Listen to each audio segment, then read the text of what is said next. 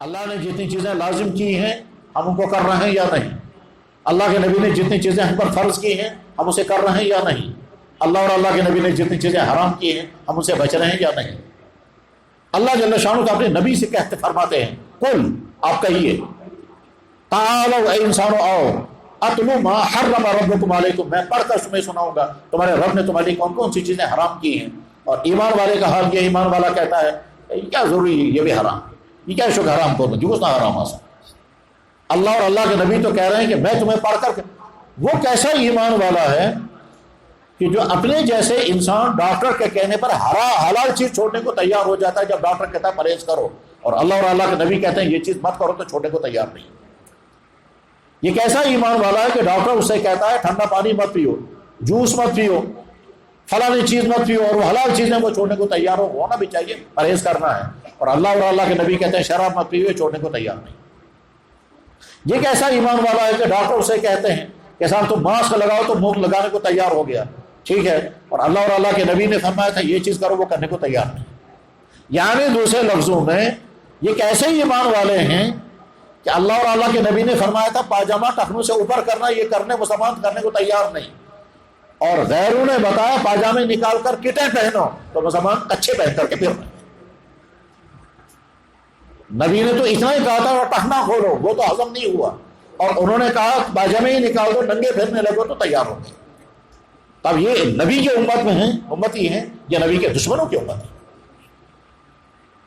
میرے بھائیو، اللہ نے ہم کو ایمان کی دولت عطا فرمائی، الحمدللہ رب العالمین۔ ہم جس دور میں زندگی گزار رہے ہیں اس میں ایمان والے مسلسل ایمان سے باہر جا رہے ہیں اور غیر ایمان والے مسلسل ایمان کی طرف آ رہے ہیں۔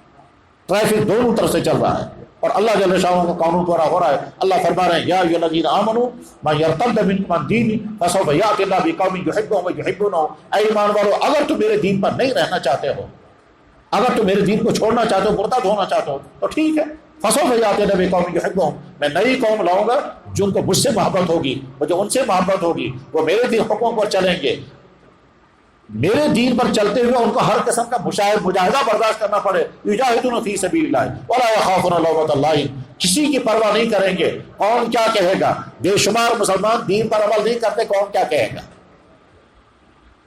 وہ کیسا ایمان والا ہے کہ جو نہ خود نماز پڑھتا ہے نہ دوسروں کو نماز پڑھنے دیتا ہے۔ بے شمار یہاں کے تعلیمی اداروں کا یہی حال ہے۔ وہ کیسا مسلمان ہے کہ جو نہ خود جمعہ پڑھتا ہے نہ دوسروں کو پڑھنے دیتا ہے، ٹھیک جمعے کے دن جمعے کی نماز کے وقت میں امتحان رکھیں گے تاکہ یہ بچے امتحان نہ دے، تاکہ جمعے کی نماز نہ پڑھ سکے۔ یہ کیسا ایمان والا ہے جو یہ شروع بنا رہا ہے؟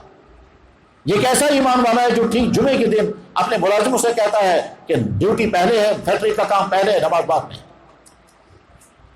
یہ کیسا ایمان والا ہے کہ جو اللہ کے حکم پر پیسہ خرچ کرنے کو تیار نہیں اور شیطانی کاموں کے لیے لاکھوں اڑانے کے لیے تیار ہے؟ اللہ نے ہم کو دین اسلام، دین حق عطا فرمایا ہے، امت کو فیصلہ کرنا ہے کہ اس دین پر چلنا ہے یا وہ رویہ اختیار کریں گے، اللہ تعالیٰ دین دے کر کسی اور کو دیں گے اور ہم کو۔ یاد رکھیں اللہ جل شانہ کسی قوم کے ساتھ کوئی ایسا معاہدہ نہیں ہے کہ تم دین پر چلو گے تب بھی تمہیں دین دوں گا، نہیں چلو گے تب بھی تمہیں نہیں۔ اللہ جل شانہ کی ساتھ بے نیاز ہے۔ اگر کوئی ایمان والا دین پر نہیں چلنا چاہتا، اللہ کو کوئی پرواہ نہیں ہے، اللہ جل شانہ سمد ہیں، بے نیاز ہیں۔ وہ وَإِن تَتَوَلَّوْا يَسْتَبْدِلْ قَوْمًا غَيْرَكُمْ ثُمَّ لَا يَكُونُوا أَمْثَالَكُمْ، اگر تم میرے دین پر چلنا نہیں چاہتے میں تم کو ہٹا دوں گا، نئی قوم آئے گی اور وہ تم سے زیادہ دین پر چلنے والا ہے۔ چنانچہ آج کے اس دور میں بھی جو لوگ ایمان قبول کرتے ہیں ان کی ایمانی زندگی رشک والی زندگی ہوتی ہے۔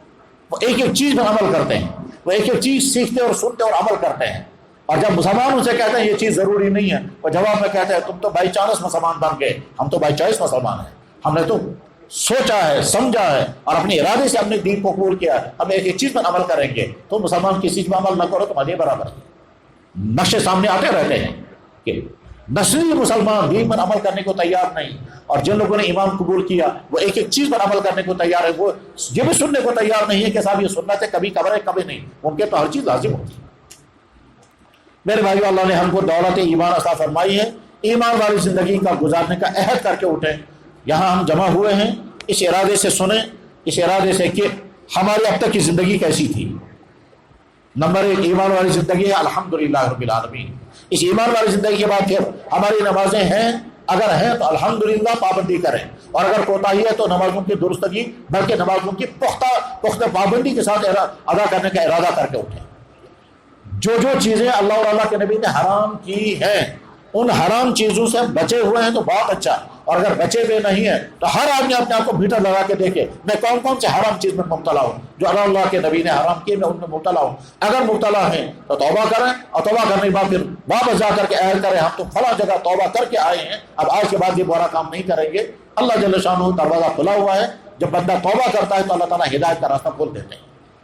قرآن کریم میں اللہ تعالیٰ بار بار فرماتے ہیں جب تم میری طرف آؤ گے، جب تم توبہ کرو گے اور نئی زندگی اختیار کرو گے تو میں تمہیں ہدایت والی زندگی عطا کروں گا۔ والذین جاہدوا فینا لنہدینہم سبلنا، جو لوگ مجاہدہ کریں گے میں ان کو صحیح راستہ عطا کروں گا۔